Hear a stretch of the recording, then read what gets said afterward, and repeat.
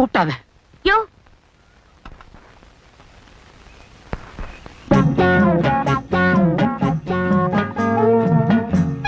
இரு இரு, சமையலா பண்ண போற?